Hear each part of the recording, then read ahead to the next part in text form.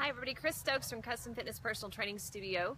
So technology it's something that you're going to get better results with or without. Sometimes it seems like maybe we have too many things, and sometimes it seems like we don't have enough. So kind of the question of the day is, how much do you need, and is it really going to help you to get the results that you're wanting to get? So when we're talking about technology, we're talking about things like your Fitbits and obviously your phones and your Apple Watches, all the way down to like the Nike Plus and the pedometers and things like that. You can go even more high tech and get into some different realms with things that'll help to enhance your physical performance as well.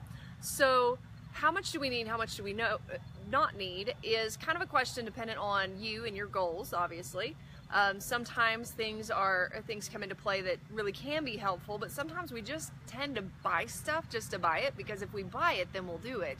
And that ends up one more thing that goes into your drawer or your closet and doesn't get used.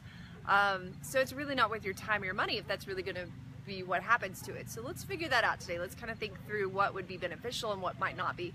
So I remember back in the day, whenever you went running, before we had all the smartphones, and before smartphones were small enough to actually carry, before we had all these high-tech devices, we had things like iPods at the most, or cassette players, or FM radios and things. I used to have a lot of clients that would bring things like that to the gym. Kind of dating myself here, but they would bring those things in, and if we went out on a run together to work on running form or whatever it may be, I'd see them strap out. They'd put on the chest strap for the heart rate monitor. They'd get their iPod, or their iPod would go on their arm, or their cassette player would go on their hip, or they'd have a fanny pack with kind of all their gear in it and everything, and then they'd have their phone just in case something happened and they fell down while they were running, and they needed to have their phone. And my goodness, by the end of it, they were loaded up with at least like 10 pounds, it seemed like, of technology that really wasn't doing them all that much good. And nowadays we've got obviously smaller things. The Fitbits are just a bracelet basically, or a little clip on your pants. The Nike Plus goes on your shoe. There's little tiny things. Of course, they've got to be connected to some sort of Bluetooth, so they've got your phone connected to them, or your Apple Watch connected to it. So it's just more and more and more. So really, first off, with technology, any wearable technology, you have to realize that it actually changes up the way that energy is used within your body. Well, whenever you're looking at fitness and say using endurance for a run or things like that, you want every bit of energy that you can get to flow freely, to be used the right way, so that you've got the best workout possible. But whenever you wear devices like that and they're constantly sending and receiving signals, there's kind of an energy flow that typically flows around all objects, including humans, and that energy tends to flow down in a smooth line over and over again. And for layman's terms, it basically comes down, it finds the right peg holes, it fits in the peg hole, and it is utilized by the body. Well, whenever you wear those devices, what happens is it comes down and it kind of bounces, and it's almost like static on a TV, where it just can't find the right place and it can't be used by the body. So what we want to do is we want to make sure that we limit our time with those wearables on. So a lot of people are sleeping with them every night, and they find that, man, I've got a lot of disrupted sleep. Well, it's good to have that accountability as to whether or not you're sleeping, kind of figure out what's happening.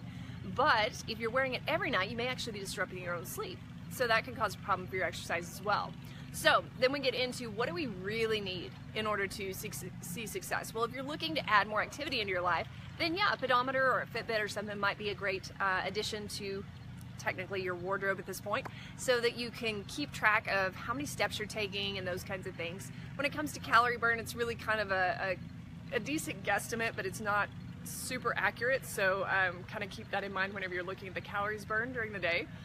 Because each person's going to burn calories differently, and the way that they find out about the calories and how many they burn, it's not all set for the same thing. So either way, if you're using that for step counting, that's great. If you're using it to encourage you to work out, and you've got friends and family that you're syncing with and kind of checking out, did they work out, and you're in a competition, that's great. If you're just going for your own workout, maybe you don't need it. Attaching on a heart rate monitor, is it necessary? Well, not always. You can usually tell kind of where your heart rate's at. So unless you're training for a specific event that requires a specific heart rate of training, or you're doing some sort of specific training that requires a specific heart rate, then that would be beneficial. But outside of that, maybe more going on what's called the Borg scale, where it's kind of a 0 to 7, 0 to 5 type of scale, what do you feel like? 0 being the least work that you've ever done, and the top number 5 or 7 being the most work that you've ever done would be a good way to kind of figure out where you're at in that scale. So whenever we have people do cardio workouts, usually it's typically things that we're trying to see: can you talk during this exercise? Could you sing during this exercise? Where is your breath at? Can you breathe? Can you talk to me? And so those are going to give us a better idea of our training zone rather than just a heart rate number, because the heart rate is not always going to be the same for everybody, especially if you're going to the gym and you're looking on the cardio machines and you're finding that little graph that tells you what your heart rate should be due to your weight and those things. Maybe you're more fit than those people that were on the average for the chart. Maybe you're less fit than those people that were on the average of the chart. So we're going to find kind of that happy medium for you and what works best. So really, there's not a huge need to load yourself down with all this technology. You know, having some music to work out to or go run with or whatever, that can be a benefit. A lot of times people want to use the beat of that to get a little better workout and everything, and that's just fine. However, if you're doing that, you want to watch out to make sure that the music is not slowing you down, or that it's not controlling your pace too much to where you don't push yourself hard enough. So we shouldn't have to keep upping the beats per minute on our music in order to get a better workout. We should be able to push past that at least a little bit so that we can move the body in the ways that it was meant to be moved. But if we got too fast a music and we're trying to do, say, strength training, it's very easy to get hurt doing that. So we want to make sure that we've got the right pace of music to go with what our workout is. So I hope that helps a little bit. Do you have to go out and buy technology if today's the day that you've decided that you're going to get in shape and reach all your goals? No, you don't. You can do it without it. Would it help? Possibly. So you can look into a few key things. If there's something that you really feel would benefit you, that's great. But if it's a lot of stuff that you just hear that other people use because they go work out, it's kind of like the people who jump on the bandwagon of getting fit and they go and they buy new shoes and new clothes and all the technology and new equipment, and then all that stuff within a few weeks, few months, maybe a year at the most, ends up in a closet somewhere that's not being used. So whatever you're going to purchase, make sure it's worth your time, worth your money to get, that you're actually going to be using it, rather than just kind of a fad thing that you buy it one day, you figure out you really didn't want it, and you send it back. Big proponent of not wasting your money on things. So if you don't feel like it's something that you absolutely have to have, wait to get it until you figure out if you really do need it. If you need help with that, we guide a lot of people on what equipment to have in their home gyms or what equipment to take with them on the road when they're working out. We'd love to help you as well. Feel free to give us a call, 322-3188, for a free consultation.